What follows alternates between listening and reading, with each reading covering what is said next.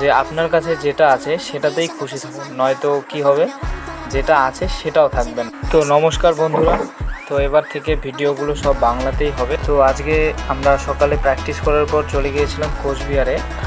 তো ওখানে গিয়ে নতুন একটা জিনিস শিখলাম যে আপনার কাছে আমরা সেখানে ওয়েট করতেছিলাম বাসের জন্য, অর্থাৎ বাড়ি আসবো তার জন্য বাসের জন্য ওয়েট করছিলাম। আমরা আগে অলরেডি একটা বাসে চড়েছিলাম, সেই বাসটা থেকে আবার নামলাম, কারণ আমাদের স্টেট বাস ধরতে হবে। তো সেই বাসটা মোটামুটি, তারপরে আমরা স্টেট বাসের ওয়েট করতে করতে আরও 5টা বাস ছেড়ে দিই এবং লাস্টে 6 নাম্বার স্টেট বাসে এইভাবে আসলাম, সেটা বলাই যায় না, এত খারাপ অবস্থা।